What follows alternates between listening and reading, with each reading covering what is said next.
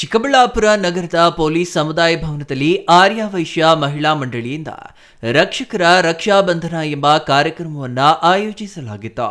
Police ಸಿಬ್ಬಂದಿಗೆ ಮಹಿಳಾ ಮಂಡಳಿ ಸದಸ್ಯರು ರಾಖಿ ಕಟ್ಟಿ ಆಶೀರ್ವಾದ ಪಡೆದು ಸಿಹಿ ಹಂಚುವ ಮೂಲಕ ರಾಖಿ ಹಬ್ಬವನ್ನು ಆಚರಣೆ ಮಾಡಿದ್ರು. ಇದೇ ವೇಳೆ ಎಎಸ್ಪಿ ಜಗನ್ನಾಥ್ ರೈ ಹಾಗೂ ಡಿವೈಎಸ್ಪಿ ನಾಗೇಂದ್ರ ಪ್ರಸಾದ್, ಗ್ರಾಮಾಂತರ ಪೊಲೀಸ್ ಠಾಣೆ ಪಿಎಸ್ಐ ಶರಣಪ್ಪ, ನಗರ ಠಾಣೆ ಪಿಎಸ್ಐ ಅಮರ್ ಮುಗಳಿ ಹಾಗೂ ನಂದಿಗಿರಿಧಾಮ ಪೊಲೀಸ್ ಠಾಣೆಯ ಹರೀಶ್ ಅಣ್ಣ ತಂಗಿಯ ಹಾಡು ಹಾಡಿದ್ದು ವಿಶೇಷವಾಗಿದೆ.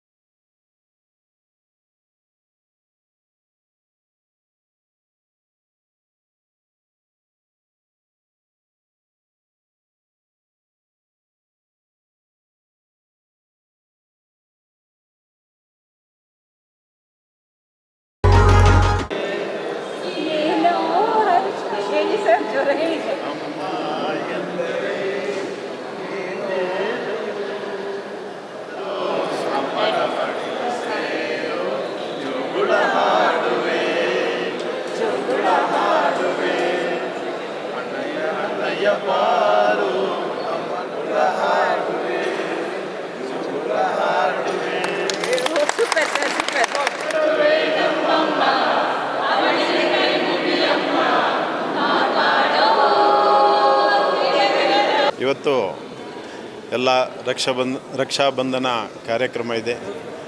ಎಲ್ಲರಿಗೂ ರಕ್ಷಾಬಂಧನದ ಶುಭಾಶಯಗಳು.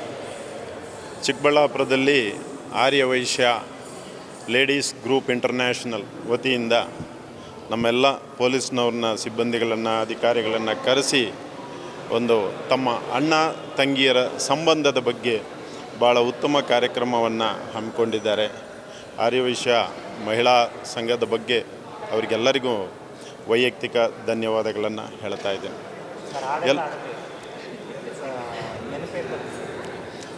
ನಮ್ಮನ್ನು ಹಾಡಿಸಿದ್ರು ಅವರು, ಯಾಕಂದರೆ ನಮಗೆ ಒಂದೊಂದು ಟಾಸ್ಕ್ ಕೊಟ್ಟು ನಮ್ಮನ್ನೆಲ್ಲರನ್ನು ಹಾಡಿಸಿದ್ರು, ರಂಜಿಸಿದ್ರು. ಅವರಿಗೆಲ್ಲರಿಗೂ ವೈಯಕ್ತಿಕವಾಗಿ ಧನ್ಯವಾದಗಳನ್ನು ಹೇಳ್ತಾ ಇದ್ದೇನೆ. ನಾವು ನಮ್ಮ ಮನೆಯಲ್ಲಿ ನೆಮ್ಮದಿಯಿಂದ ಇರಲು ಪೊಲೀಸರೇ ಕಾರಣ.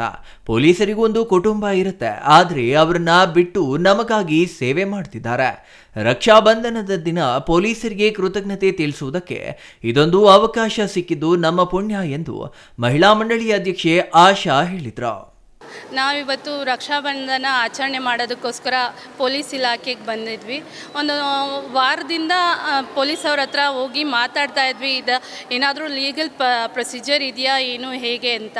ಹಾಗೆ ಗೊತ್ತಾಗಿದ್ದು ನನಗೆ ಅವರು ಅಷ್ಟು ಫ್ರೆಂಡ್ಲಿ ಅಂತ, ತುಂಬ ಅಷ್ಟು ದೊಡ್ಡ ಅಧಿಕಾರದಲ್ಲಿದ್ದರೂ ಅವರು ತುಂಬ ಡೌನ್ ಟು ಅರ್ತ್, ಎಷ್ಟು ಚೆನ್ನಾಗೆಲ್ಲ ಅರೇಂಜ್ಮೆಂಟ್ ಮಾಡಿಕೊಟ್ಟಿದ್ದಾರೆ.